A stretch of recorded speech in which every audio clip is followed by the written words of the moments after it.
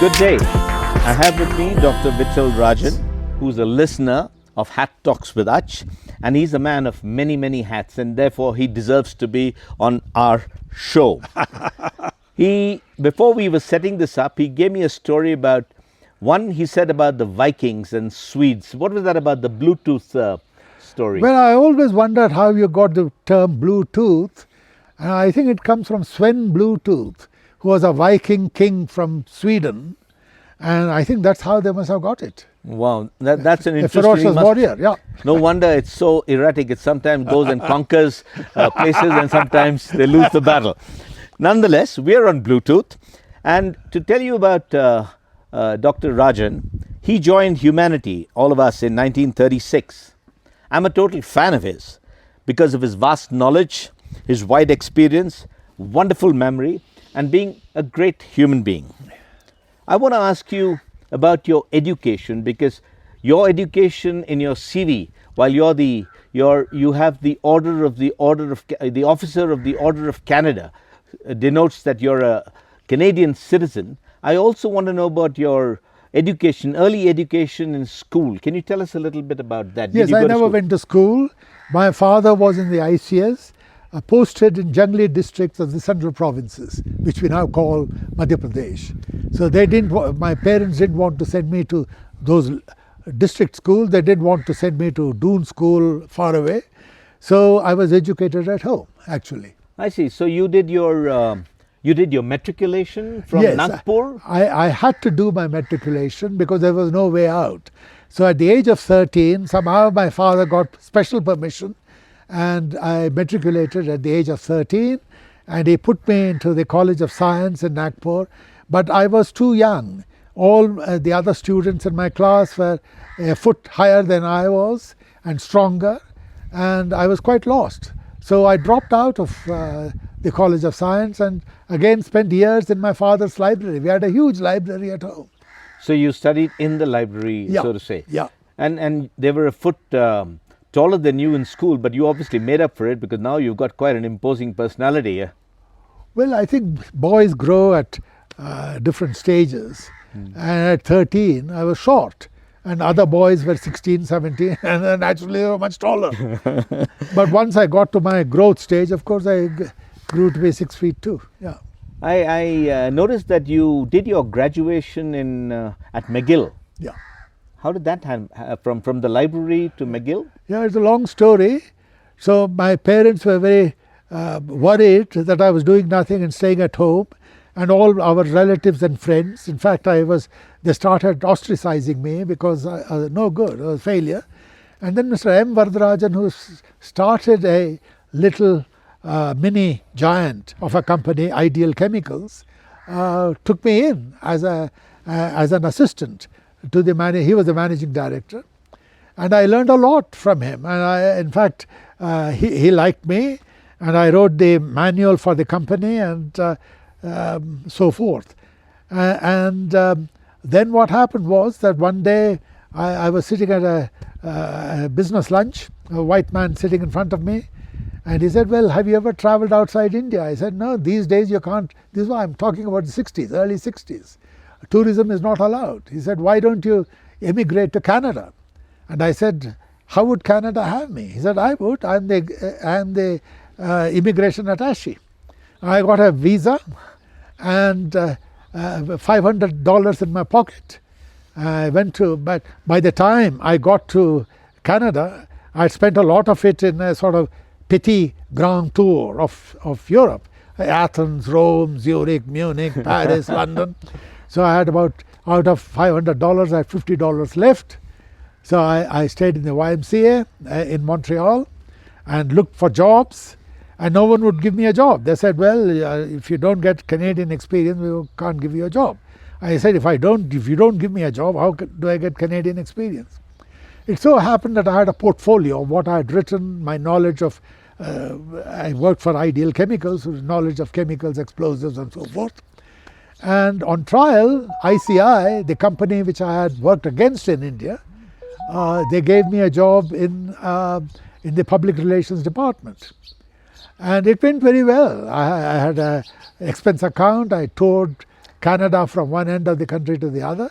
So- And a few years later, the secretary of McGill University said, why don't you do a degree at McGill? Oh wow, this is great. From a library, you went to Canada in the 60s, and then you finally got an opportunity to graduate at McGill. Well, so very I interesting. had to get permission from ICI. I used to write speeches for the president, Leonard Hines. So I went up and I said, I have this offer from McGill that I can do a degree. And the company, ICI, was a wonderful company I worked for. And they said, yeah, you go ahead and do it. And as long as you do your job, you can get your degree. So then I went back to McGill and they said they gave me permission. But again, in 4 years degree is just too long for the company. They said, okay, we'll squash it into 2 years. As long as you do 500 pages of papers, you can do an honors degree in politics and economics in 2 years. So it was 60s again. You see, it was a wonderful time. So I used to get up early in the morning, go to my office, dictate my letters, dash up to McGill, take a class, come back and forth. Ended up by my getting a Canada Council grant for doctoral studies and a Woodrow Wilson Fellowship for, again, doctoral studies, and a first class. So then by the time the Vietnam War had started and going in full swing, and I was very much involved in the peace movement, Europe was very strong in the peace movement, and McGill gave me a chance to So do a then PhD. from McGill, you landed up suddenly in London. How did you land Well, up there? LSE gave me, McGill agreed that I could do a doctorate, but LSE also gave me a seat in the PhD program. And since the anti-war activity was very strong in Europe, I decided I'd go to the LSE.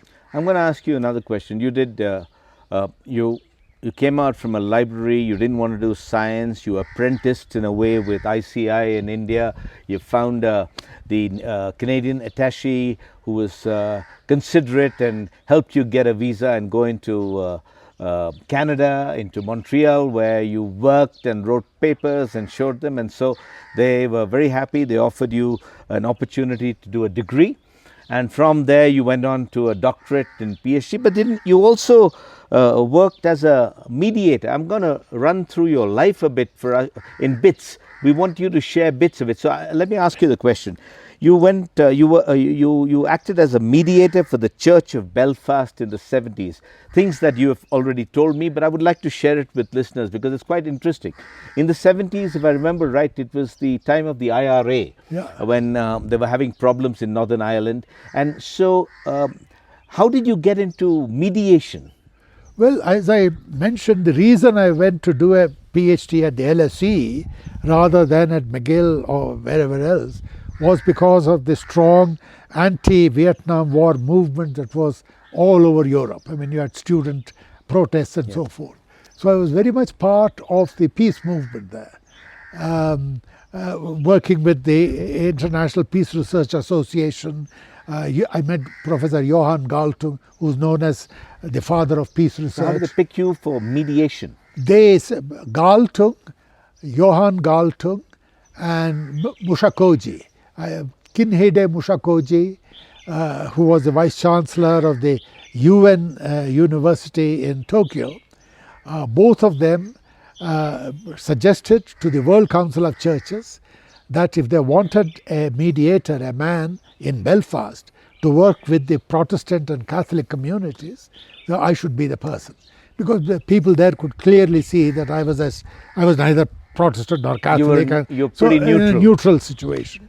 So did your suggestions go into the Good Friday Agreement, which they finally had? that happened many years later. But I also noticed by that time you had, you had grown pretty taller and you were pretty on the same heights as the Irishman at that time, right? No, yes, well, I had two very, so the World Council of Churches and the Pontifical Commission for Justice and Peace, I was reporting to both of them through Friar Christoph of Taizé.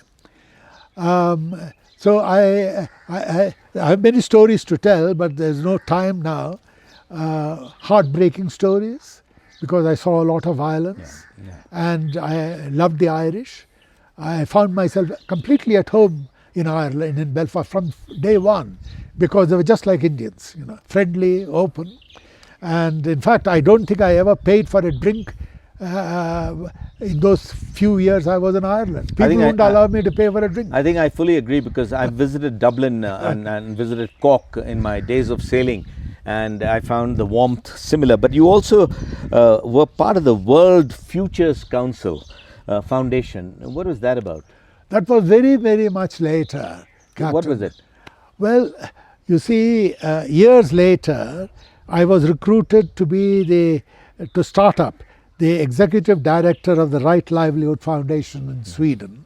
This is known as the Alternative Nobel Prize. It's still going strong. I'm now going back 40, 50 years. So I helped Jakob von Uexküll, the chairman, who started the Right Livelihood Foundation, to set it up and get the money and going. So years later, Jakob was very active.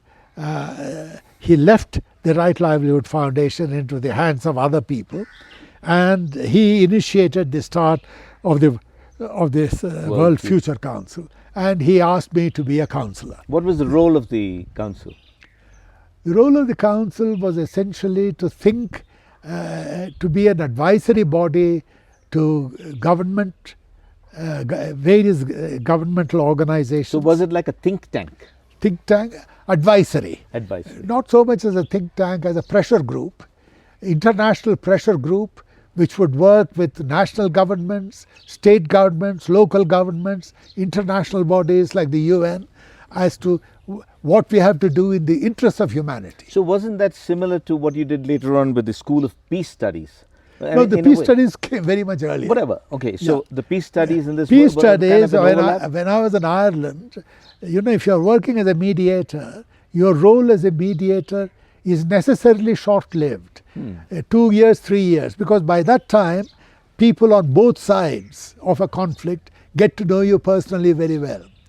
And then they keep saying, you know so very well, and we hate the other guy, and how is it that you're standing in the middle?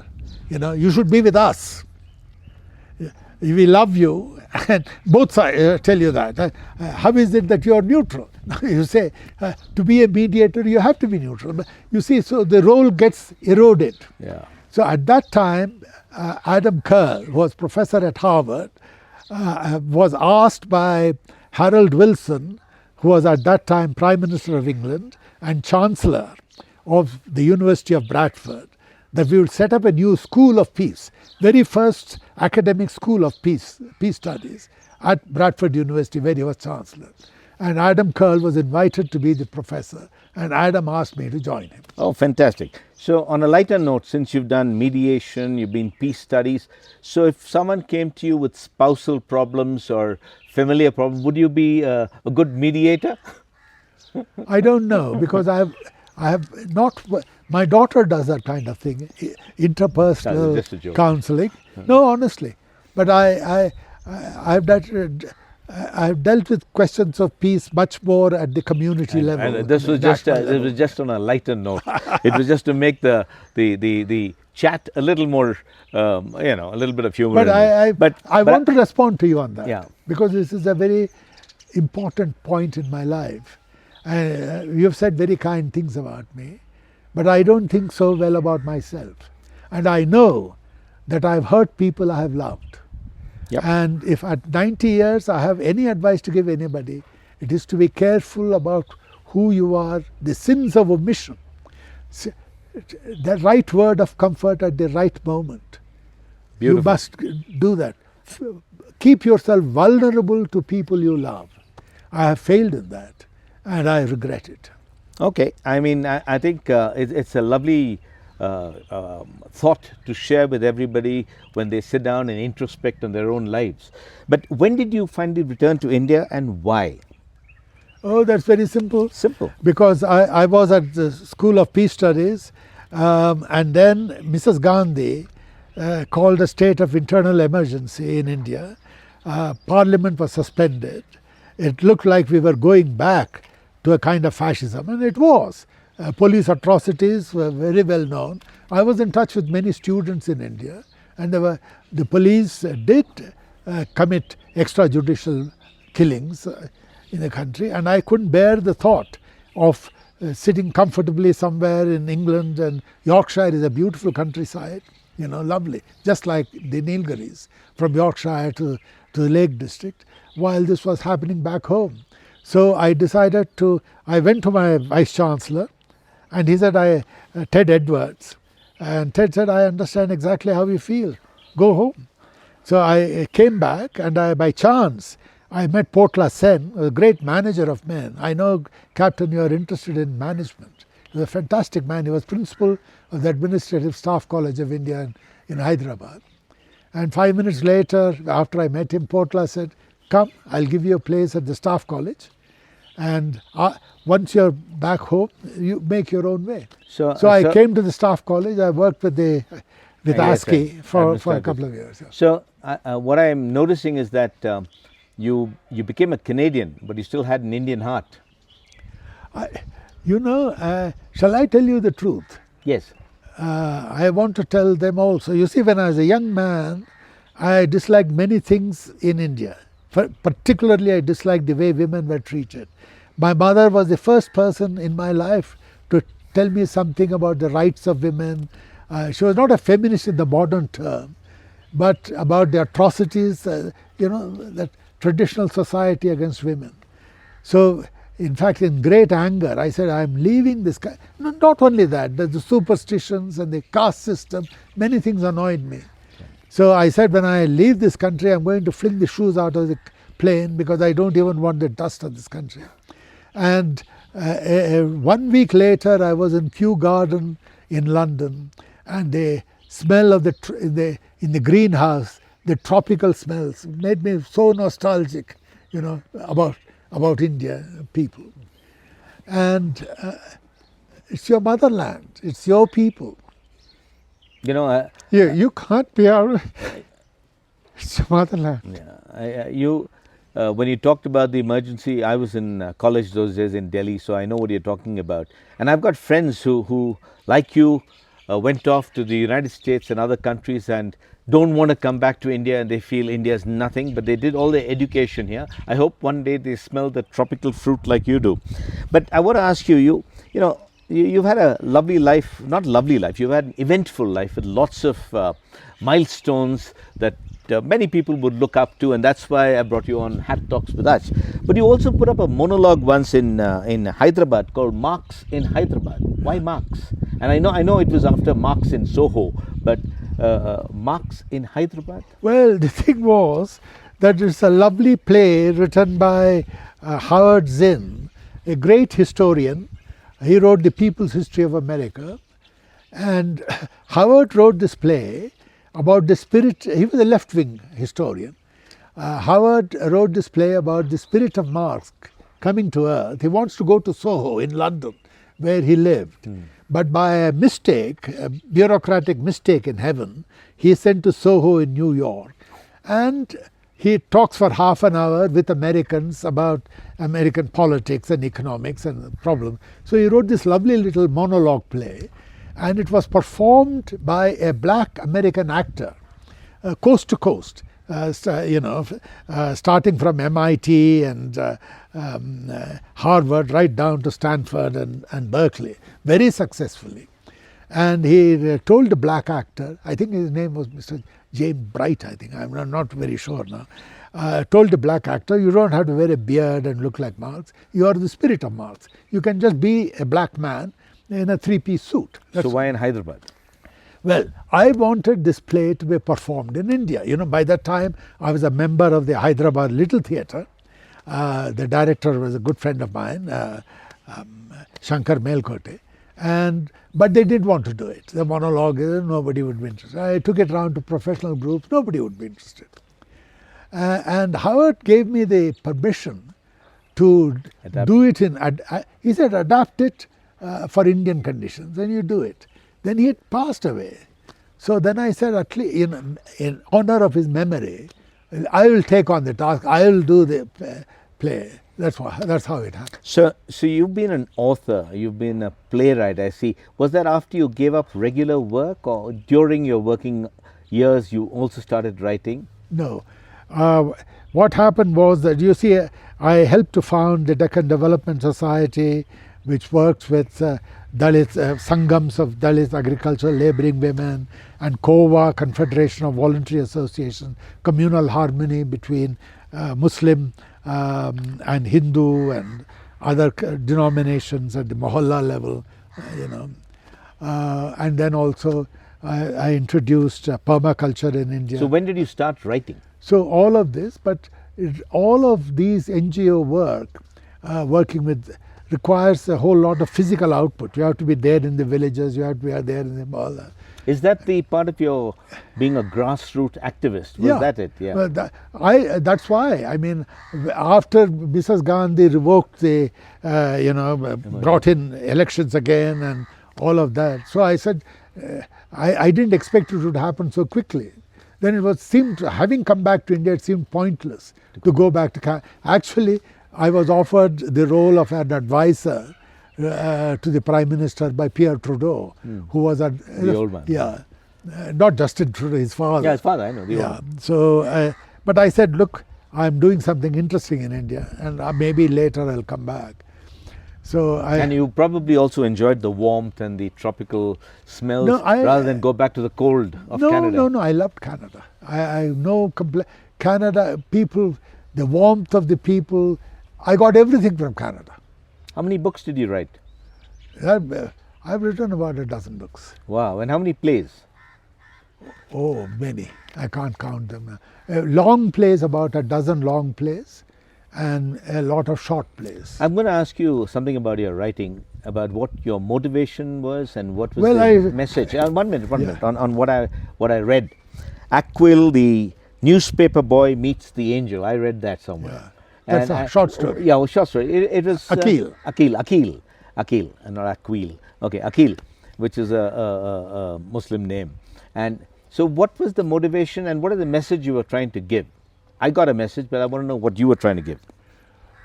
Well, you see, I was too old to physically go around mohallas and villages and so forth. So I said, if I worked for one day, I had to take 3 days off. So I was just sitting at home. And then I said, I dreamt of being a writer when I was a boy. And this is all when you were in Hyderabad? Hyderabad. And December 2004, after Christmas, 26th of December, I picked up my pen, or metaphorically, that is my computer. I said, let me first write a story. Now I'm all dried up. All the inspiration I had when I was young, it's all gone. But let me try. And the moment I tried, it came out. So I started writing 26th of December 2004. Oh, quite about 20 years ago, 22 years ago. Yeah. Then I was an old man. Oh, that's and nice. no longer physically capable of active service. So you don't seem it, but I must ask you, are you religious? Yes. You are religious? I'm not religious in the conventional sense. I would say that I've been attracted to spiritual pursuits. In fact, when my father asked me whether I would like to have my thread ceremony done, I'm a Brahmin by birth, I said no, I believe in science, I don't want all this religious hocus pocus. So I said, if you don't believe in it, it won't be done. And then I read Aldous Huxley's book, Perennial Philosophy, which talks about the philosophy behind Hinduism, Islam, Christianity, Buddhism, and so forth. Aldous Huxley was not a religious man, but he had certain spiritual experiences. That's how he started taking this mushrooms, all of that. So that impressed me. And years later, when I was a young man, somebody took me to see Nizamuddin East, the Dargah, Nizamuddin Awliya's Dargah. And I had a spiritual experience there at the Dargah. They said you tie a string and you make a wish. and I had a spiritual experience. I said, what do you wish for? You can't wish, I want a better car, or I want a girlfriend with blue eyes, you know. So I said spontaneously, I want to be your servant. So it was that kind of unformed spirituality, and I've had these spiritual experiences visiting churches at moments. And then years later I was initiated into meditation by the Maharishi Mahesh Yogi, and he was quite fond of me. In fact, before I returned to India, you were asking, you know, Mrs. Gandhi and so forth. I was at that time all in Geneva to catch a connecting flight, and he was in Courchevel in the French Alps, and he sent a small plane. He said, I want to see him. So piloted me. So we went up, the plane would just land on the ice in Courchevel. And the audience with the Maharishi was just about 10 minutes. He said, why are you going back? I said, well, there's parliament has been, you know, there's no parliament, and the poverty, and all that is there, but it's not important. What you have to look at is how beautiful is the world that has been created by Brahman. So, you know? And I said, this is the old man, what's he talking about? But that thought has never left me. And then when I was back in Hyderabad at the staff college, I met Swami Ranganathananda. So I want to ask you now, you've been pretty busy from the age of, say, 13 when you, ran to a library till quite an eventful life with lots of roles you've played until you were, say, 64 or so, 65 when you started writing. In meanwhile, you found time to get married? Okay. Well, Lalita, you see, Lalita was a student leader. Again, during the emergency period, a lot of, I won't go into these stories because they are not my stories, but they are tragic stories. Potla Sen was a great man, despite all these things, that he was the principal of the administrative staff college. He gave shelter to a lot of students, left-wing people who were, so Lalita was a research assistant there. That's how I met her. Oh, wow. So you did get time to get married and start a family. Yeah. It seemed, you finished from Hyderabad and then you chose the Nilgiris and you came here to become an innkeeper. Yeah. And you started a homestay called Clive and Curzon. How come? From all the stuff you've done, you obviously like interacting with humans. That's why you would be an innkeeper, is what I think. Well, you see, I told you I couldn't go around. I was getting old. I was sitting there in my room. So I wanted to get away from the city, Hyderabad, and go to a village. I was thinking village near Warangal. And then Azad Shivdasani, who's an old friend of mine, who used to own Craigmore. He sold it now to the Nilankanis. He came here and he said, come up for a weekend. And I discovered it was 6.5 hours door to door from leaving my home in Hyderabad to coming here. And my daughter then found this place. We bought this piece of land from... Why innkeeper? Well, you see, she wasn't going to live there. So my daughter built that little cottage for me to be here. I've been living in the Nilgiris for 10 years. And this place, she said, this built like a traditional planter's cottage, and this could be a homestay. She was thinking of it as some kind of and I agreed because I would meet interesting people. Yeah. In fact, my highlight of my life, I must tell you this, was meeting the wife of the secretary of the MCC. And she said, next time you come to London, we'll dine at Lord's. And why Clive and Curzon? Because I drew some cartoons with Clive as the cook and Curzon as the butler. And I wrote little details about Clive and Curzon serving you. So I think, my presumption that you loved interacting with people was basically right. And I mean, but you were you're now retired and you were getting older and you still decided to do this, which is remarkable. But I wanted to ask you, because we need to talk about your scholarship for the Ramanujam institute with, in Madras University. You've set up scholarship in the name of your father. Who was the one in your family who was so interested in mathematics? My father. My father was known as the second Ramanujan. He was a child prodigy in mathematics. He was a sickly child, and so he was also not sent to school. And a friend of my grandfather's lent him some math books. So, and he solved all of that within a few days. They gave more and more.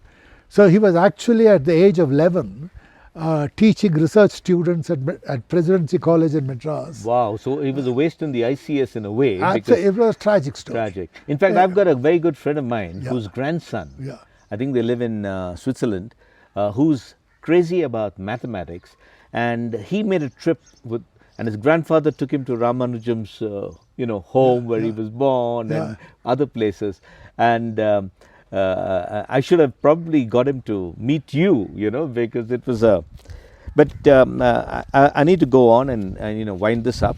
So I find that you're a listener and a follower of Hat Talks with Ach. Right, absolutely. So what are your impressions about my maiden trial of Hat Talk, sharing my experiences and my views on Hat Talks? Captain, this is extremely important.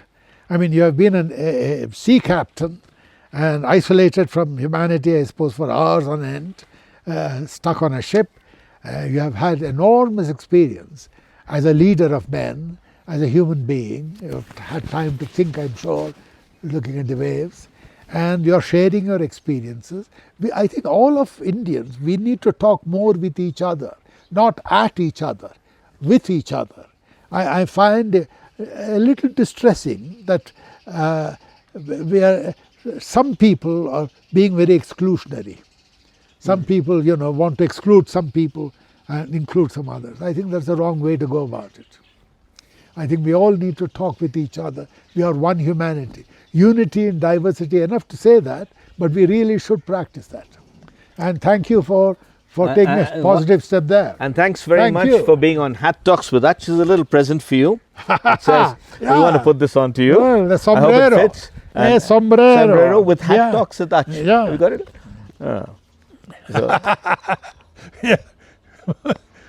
Do I look like Clint Eastwood? Dr. Vithal Rajan sharing snippets of his 90 years with us in my first amateur video production of the Life series.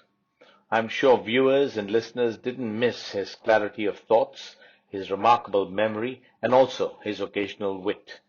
A wonderful human being who I'm privileged to know. Till the next time, while you remember to like, share, and subscribe, this is Captain John signing off.